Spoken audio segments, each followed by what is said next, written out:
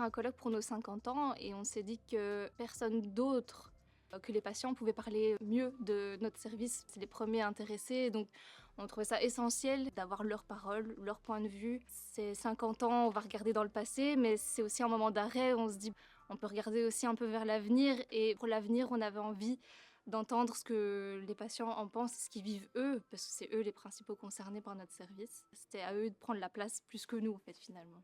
Mon petit bonhomme, il pense,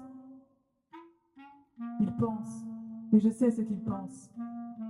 Il pense qu'il faut au moins paraître normal, normal, au moins être dans la norme, au moins être dans la norme, au moins être dans la norme.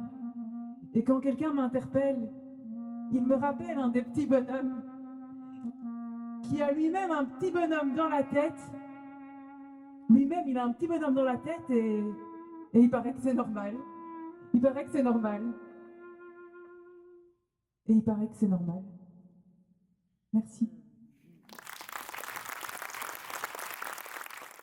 Moi, j'ai été flattée en fait d'être invitée parce que ça me fait vraiment plaisir parce que mes slams parlent beaucoup de la santé mentale, donc de l'intégrer ici dans cette journée, ça m'a donné à m'ouvrir avec d'autres personnes qui réfléchissent par rapport à la santé mentale.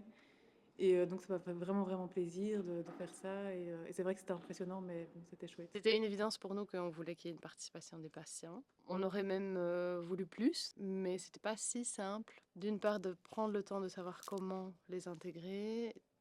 Et ça a très vite réveillé un tas de questions dans l'équipe. Et comment les respecter tout en permettant que leurs paroles soient nommées ou soient dites par eux ou par quelqu'un d'autre. On aurait adoré avoir des interventions des patients, mais il n'y a personne qui nous est venu en se disant on va pas le mettre en danger si on lui demande cet engagement-là.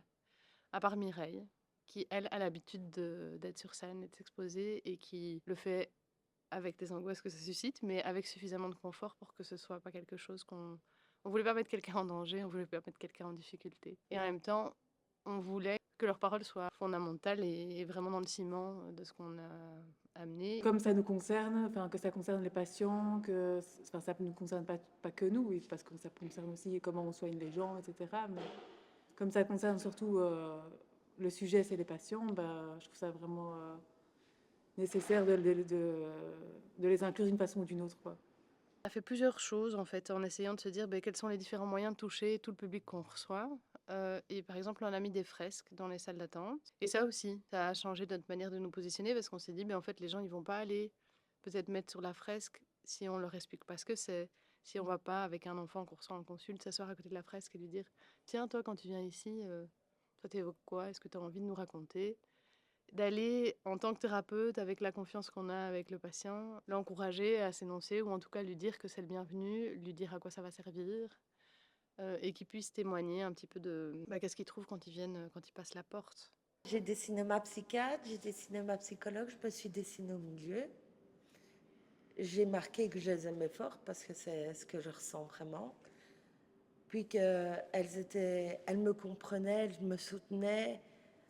Quand je n'allais pas, j'avais pas peur de pleurer. Katia, qui aime bien tout ce qui est artistique, médias, etc., avait déjà entamé un tas de petites capsules vidéo.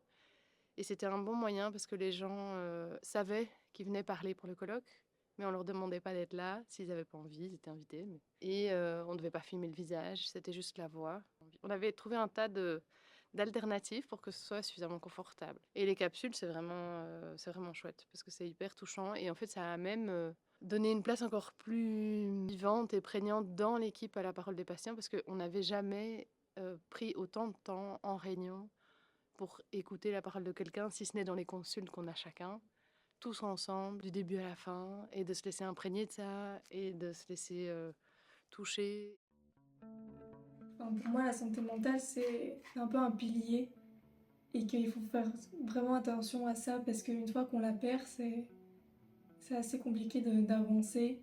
Mais une fois qu'on la retrouve, on retrouve un peu un sens un peu à notre vie, j'ai envie de dire. Sachant aussi que même si on a une mauvaise santé mentale, ça veut pas dire qu'on ne pourra plus jamais réavoir une vie normale ou remonter la pente, mais ça fait aussi un peu partie de notre histoire et que ça fait un peu une leçon et ça nous construit petit à petit. Je suis contente parce que je retrouve vraiment la parole des patients, que le lien est vraiment là, il y a l'exposition que tout le monde peut voir. Il y a des patients dans la salle. Moi, je me dis qu'on a quand même réussi quelque chose là, en tout cas à les amener à participer dans les limites de chacun. Et donc voilà, il y en a pour qui c'était impossible de venir aujourd'hui. Et donc ils sont là autrement, et donc ils ont participé autrement, et donc je pense qu'on peut être satisfait de ça.